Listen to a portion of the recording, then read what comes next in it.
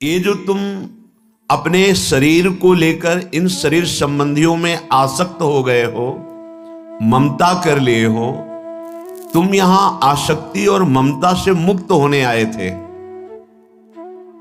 तो क्या हम किसी से प्रीति ना करें? नहीं, सब जीवन सो प्रीति रीति निबाहत आपनी, श्रवण कथन परतीति यह जो कृपा हरिवंश की। ये आचार्य कृपा, गुरु कृपा जो हृदय में प्रकाशित होती है, तो प्रियालाल की महिमा श्रवण कथन सुमिरन में, उनके नाम मंत्र में हमारी रुचि बढ़ती है। इस रुचि का प्रभाव होता है कि हम सबसे प्रेम का व्यवहार करते हैं। माता पिता भाई बंधु रिश्ते नाते सबसे बड़ा आदर और प्रेम का व्यवहार करते हैं, पर हमारी ममता और आसक्ति कहीं नहीं होती। ये उपासक की बात है। हम ममता आसक्ति से युक्त होकर दुर्गति को प्राप्त होते हैं। ये ममता आसक्ति यही बंधन है।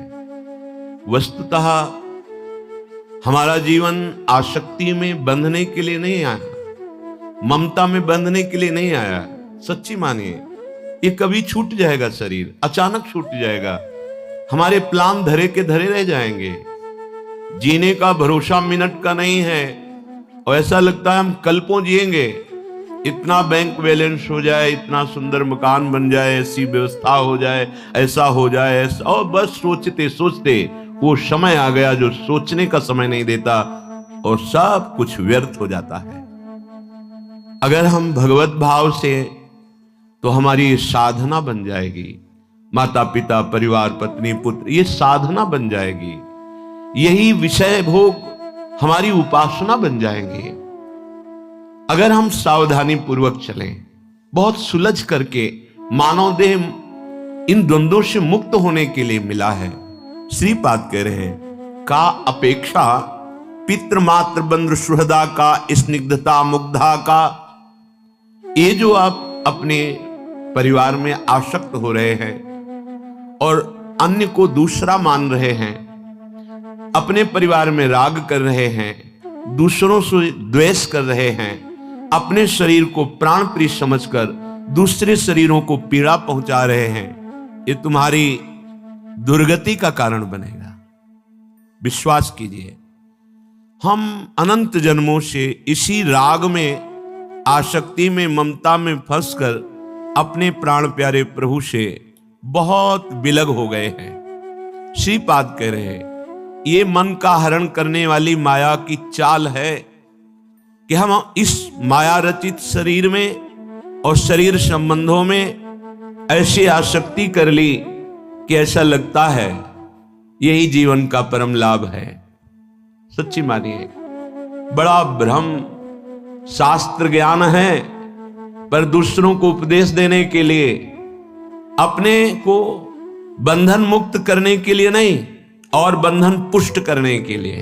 इतना धन हो जाए, इतनी हमारी मान प्रतिष्ठा हो जाए, ऐसा ऐसा ये बंधन ही है। ये स्वाभाविक हो जाएगा। तुम्हें संकल्प इसका नहीं करना, तुम्हें इसकी चाह नहीं करनी। जो स्वाभाविक नहीं होगा उसकी चाह करो। भजन, भगवत प्राप्ति, ये तो अपने आप हो जाएगा। जब आप माधव के चरणारविंद का आश्रय लेंगे, तो माया मां भगवती स्वयं आपको पुत्रवत सेवा करेंगे, पुत्रवत पालन करेंगे आपका। बिल्कुल सिद्धांत को समझ लीजिए। हरि से आसक्ति करोगे, ममता करोगे, तो माया बहुत दुलार करेगी, और मायापति बनना चाहोगे तो उल्लू बना देगी। जब लक्ष्मी जी अपने स्वयं वाहन में आती हैं, तो उनका वाहन है उल्लू, और जब हरि के साथ आती है तो गरुण में बैठ के आती है। गरुण महाज्ञानी गुण राशि, ऐश्वर्य भी होगा और ज्ञान वैराग्य भक्ति भी होगी। और अगर हरि विमुख हुए, लक्ष्मी जी आएंगी भी, तो उल्लू, उल्लू का मतलब है अंधकार प्रिय होता है। वो प्रकाश अच्छा नहीं लगता उसे, ज्ञान अच्छा नहीं लगता उसे, माया में अंधकार में भटकना अच्छा लगता है। पैसे के बल से बेविचार करना, मांस खाना, जुआ खेलना, मनमानी गंदे आचरण करना, ये उल्लू बना दिया, पूरा जीवन नष्ट कर दिया।